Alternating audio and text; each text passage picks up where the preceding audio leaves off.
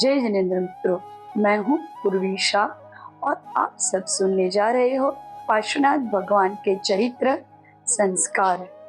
ये किताब जो है संस्कार वो गणनी प्रमुख आर्यिका शिरोमणि श्री ज्ञानमती माता जी ने लिखी है और दिगंबर जैन त्रिलोक शोध संस्थान जम्बूद्वीप हस्तिनापुर इनके प्रकाशक है। मित्रों, ये जो किताब है वास्तव में हमारे जीवन में संस्कारों का कितना महत्व है वो हमें बता रही है। किताब के नाम से ही ऐसा आभास होता है कि इस पुस्तक में अवश्य ही किसी महापुरुष के संस्कारों का वर्णन किया होगा। पूज्य गणनी प्रमुख आर्यिका शिरोमणि श्री ज्ञानमती माता जी ने आज के युग को देखते हुए उपन्यास की शैली में वर्तमान युग के पुराणों को सरल भाषा में लिखकर आप तक अनेक पुस्तकें पहुंचाई है। उसी श्रृंखला में संस्कार भी एक पुस्तक है जिसमें भगवान पार्श्वनाथ के जीवन चरित्र का उल्लेख किया गया है। प्रत्येक माता पिता चाहते हैं कि उनका बालक अच्छी शिक्षा प्राप्त करे तथा सुसंस्कारित रहे। संस्कारों का संबंध वर्तमान के साथ साथ अतीत से भी जुड़ा हुआ रहता है। जिसने पूर्व भव में जैसे कार्य किए होते हैं ना, उसी के अनुरूप आज उनको संस्कार प्राप्त होते हैं। गर्भ से ही बालक पर माता के द्वारा डाले गए संस्कारों का प्रभाव पड़ता है। तब ऐसे समय में जब हमारे वर्तमान की पीढ़ी पाश्चात्य संस्कृति की ओर आकर्षित होती जा रही है और उन्हें ऐसे महापुरुषों के जीवन चरित्र का ज्ञान कराकर उनके भविष्य को उज्जवल बनाया जा सकता है। इस पुस्तक को पढ़ने से, उनको सुनने से अवश्य ही हमें ये शिक्षा मिलती है कि क्रोध करने से हमें क्या फल मिलता है और एक बार किसी के साथ बैर बांध लेने पर जन्म जन्मांतर तक दुर्गतियों में जाकर दुख उठाने पड़ते हैं। कमट के द्वारा मरुभूति के प्रति बांधा गया एक तरफा वैर, जिसके फल स्वरूप वो प्रत्येक भाव में मरुभूति के जीव पर उपसर्ग करता रहा और मरुभूति के जीव ने शांत परिणामों से उस उपसर्ग को क्षमा किया। हमारे 10 धर्म में जो सबसे पहला धर्म है क्षमा, जो उसको पार्श्वनाथ भगवान ने धारण किया था।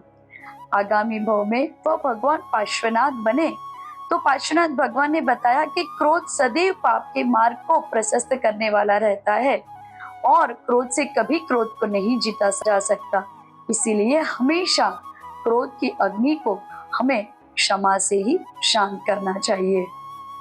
10 धर्म में हम दूसरा धर्म जो सीखते हैं वो उत्तम मार्दव का रहता है। हमें कभी भी अभिमान नहीं करना चाहिए और वो अभिमान जो कमट ने किया, उत्तम आर्जव जो कपट कमट ने किया, पर उसको पार्श्वनाथ भगवान ने सत्य से जीता।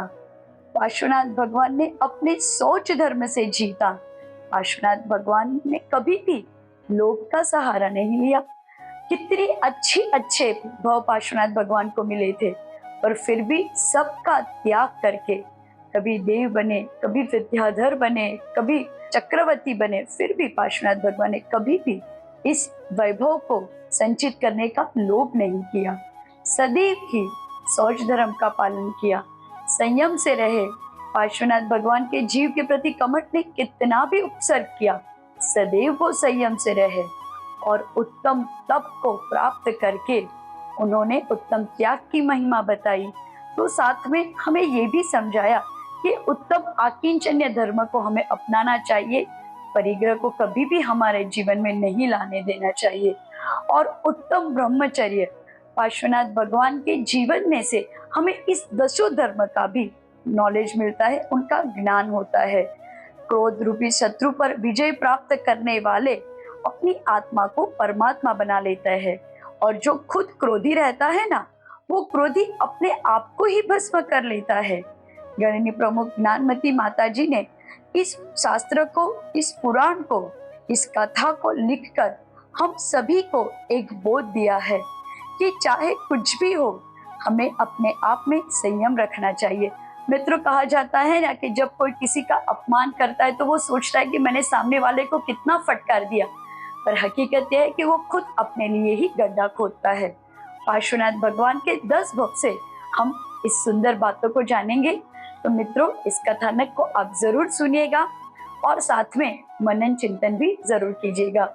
इस कथा को लिखने वाली गणनी आर्यिका प्रमुख ज्ञानमती माता जी, जो सरस्वती सदृश दीर्घायु होकर हम सबके ज्ञान मार्ग को प्रशस्त करती रहे, ऐसी ही मनोकामना करते हुए मैं माता जी के चरणों में भी कोटिश वंदन करती हूँ।